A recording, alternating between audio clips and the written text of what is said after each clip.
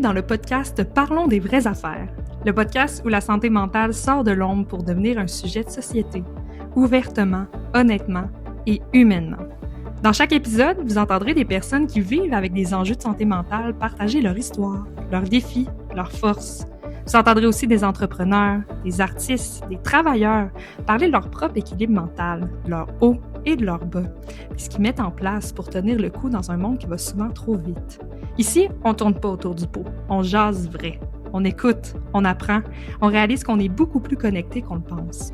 Des témoignages sincères, des réflexions qui résonnent et des conversations qui font du bien. Parce qu'on a tous une santé mentale et il est temps qu'on en parle, pour de vrai.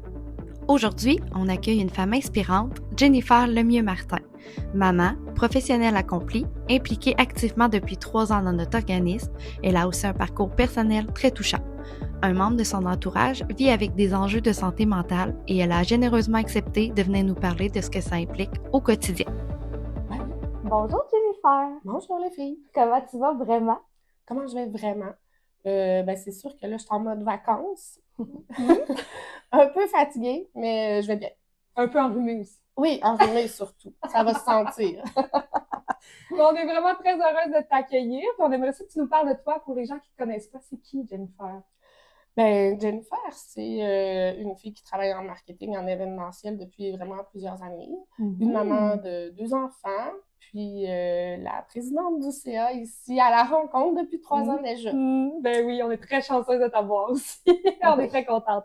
Donc, le sujet d'aujourd'hui, c'est comment on accompagne des gens qui ont des enjeux en santé mentale dans notre entourage. Donc, c'est pour ça que tu viens aujourd'hui. Puis, on aimerait ça savoir, le moment qu'on reçoit le diagnostic de la personne de notre entourage, comment qu'on se sent, comment qu'on vit ça? Bon Dieu, ça fait déjà plusieurs années, mais je me rappelle encore comme si c'était hier, pour vrai. Puis, on dirait que le temps s'arrête, on comprend pas trop ce qui se passe. Puis, quand on arrive à l'hôpital, on n'a pas non plus beaucoup de détails, hein, fait qu'on passe par toute une gamme d'émotions. Ouais. Oui, c'est sûr. Puis, quels effets ça a, mettons, sur la dynamique familiale? C'est sûr que pour la famille, l'entourage, chacun vit avec des émotions différentes, puis il faut laisser aussi le temps là, d'assimiler cette nouvelle-là. Fait qu'il y en a qui sont dans le déni, il y en a qui se sentent coupables, il y en a aussi qui sont en colère. Fait que on passe vraiment par toute une gamme d'émotions, mais en famille. Ben oui. Toi, en tant que proche, c'est quoi les émotions que tu as vécues? Mais on passe par beaucoup d'émotions, mais moi, j'ai commencé par l'incompréhension, ça c'est sûr, je comprenais pas ce qui se passait. Ensuite, j'ai passé aussi par la culpabilité. Je me sentais mal de peut-être des épisodes qui s'étaient passés avant, puis je me refaisais des scénarios. Puis après coup, par contre, je suis tombée rapidement dans l'espoir que ça allait mieux, puis que tout le monde reprenne du bien là-dedans. Ah, vraiment, c'est intéressant, vraiment. Puis, justement, est-ce qu'il y a eu des moments où tu t'es pas sentie outillée à bien accompagner cette personne-là, ou au contraire, où tu t'es sentie outillée? Peux-tu nous parler de ça? C'est quoi les ressources qui étaient autour de toi? Honnêtement, au départ, là, les médecins, ils disent pas rapidement qu'est-ce qu'il y en a avec la situation parce que eux autres mêmes, là, ils se gardent une réserve. Donc, ça a été quand même long avant de savoir qu'est-ce qui se passait réellement. Ça, j'ai trouvé ça un petit peu frustrant. Puis, c'est aussi, dépendamment qui pouvait être là lorsque le médecin rencontrait l'entourage, c'était leur perception à eux. Donc, on se faisait raconter qu'est-ce que le médecin avait dit, mais ça voulait pas nécessairement dire que c'était exactement ça. Fait que des fois, c'était amplifié, des fois, c'était pas clair. Surtout que c'était nouveau, donc puis c'est pas nécessairement un sujet là, qui est facile à comprendre dès le départ. Ouais. Donc ça, j'ai trouvé ça très difficile, mais après coup, on a fait nos propres recherches, puis ça aussi, j'ai trouvé ça un petit peu décevant là, de pas se faire référer des organismes qui auraient pu nous aider rapidement parce que, tu sais, veux pas, c'est à chaud comme ça là, qu'on a besoin d'aide, là, puis qu'on a besoin de support. Donc, on a cherché vraiment beaucoup. Puis, c'est grâce à ça qu'on a trouvé des organismes pour aider les proches. Fait que vous êtes vraiment laissé par vous-même. Dans le fond, ils émettent le diagnostic, puis après ça, c'est comme Arrangez-vous. Ouais, Ouais, c'est c'est ça. triste, là. Ben, ça fait très longtemps. J'espère que ça l'a changé Oui, depuis. j'espère aussi, j'espère, hey, on espère beaucoup. Non, mais on essaie de changer ça. Ouais, Exactement. vraiment. Puis, comment tu fais pour préserver ta santé mentale, ton équilibre dans cette situation-là? Ben, c'est sûr que j'ai un chum qui me ramène souvent à la réalité puis qui me dit de prendre soin de moi là-dedans. Ça, c'est une des choses qui m'aide beaucoup.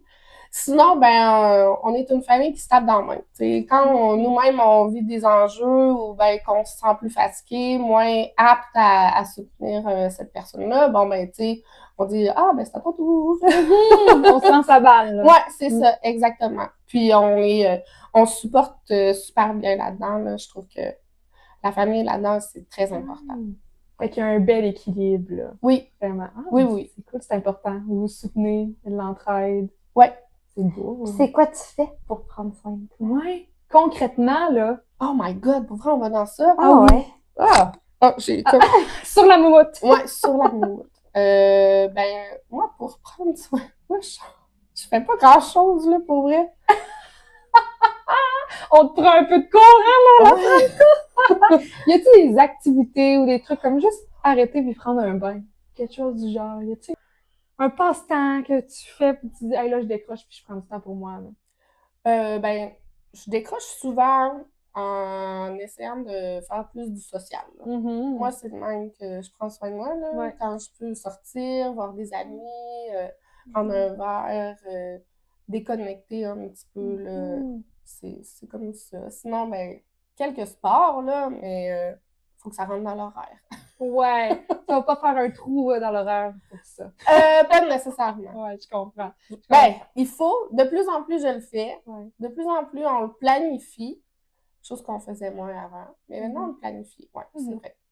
Parce que c'est difficile avec un emploi du temps chargé. Tu sais, t'as un emploi, t'as des enfants, t'as Ton conjoint? ton conjoint, puis t'as aussi justement quelqu'un dans ton entourage qui vit avec des enjeux en santé mentale. Fait que ça fait beaucoup, là, aussi. Fait que moins de temps pour prendre soin de toi.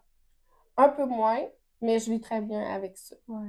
Ouais. Ben, c'est bien, ça. Justement, depuis que tu es au sein de notre organisme, là, as-tu l'impression que tu as une meilleure compréhension de la santé mentale puis que tu peux mieux soutenir cette personne-là? Oui, vraiment. Ben, je trouve, à la base, moi, je venais pour la cause, surtout. Puis, au final, j'ai rencontré beaucoup de personnes avec des expertises super intéressantes qui m'ont aidé à passer à travers certaines situations dans ma vie personnelle. Puis ça, je l'apprécie vraiment beaucoup. Donc oui, j'ai une meilleure compréhension, bien que depuis toutes ces années, tu sais, j'avais aussi moi-même fait ma propre expérience là-dedans. Ben oui, c'est sûr, en allant chercher toutes les ressources, là. Puis c'est quoi les organismes qui vous ont le plus aidé maintenant? Ben, en fait, il y en a eu plusieurs. Il y en a eu pour cette personne-là qui avait des enjeux. Est-ce que je peux les nommer? Ben oui. Ben, la passerelle à Lévis. Sinon, le contrevent, ça, c'était pour les familles. Ça nous a vraiment beaucoup aidé. Puis, tu sais, c'est pas cher de devenir membre de ces organismes-là, mais les ressources, puis tout ce qu'ils nous apportent, là, c'est vraiment intéressant, sauf que faut avoir de l'ouverture, puis prendre le temps d'y aller aussi, prendre le temps de se dire que ça vaut la peine de se déplacer, puis de se rendre compte aussi qu'on n'est pas tout seul là-dedans. Là. Ça fait du bien direct en partant, ça. Ouais. Puis si tu avais un message à transmettre à un proche qui commence à vivre, qui vient d'apprendre qu'il y a quelqu'un autour de lui qui a des enjeux de santé mentale, ce serait quoi le message que tu aimerais lui adresser? Ben, qu'il y a des organismes, justement, fait qu'ils sont pas seuls là-dedans, qu'il suffit de les trouver, puis les gens qui sont dans ces organismes-là sont super aidants. Puis aussi, garder espoir, mais se détacher aussi à certains moments, parce que sinon, on le prend comme vraiment beaucoup personnel, puis on prend ce poids-là sur nos épaules. Puis tu sais, ça n'a pas lieu d'être parce que, tu sais, on peut penser que ça va finir un jour, mais c'est là pour la vie. Fait que faut juste se dire qu'on passe à travers tous ces épisodes-là, les hauts et les bas, puis qu'on garde contact. Moi, je pense que c'est vraiment important de garder contact.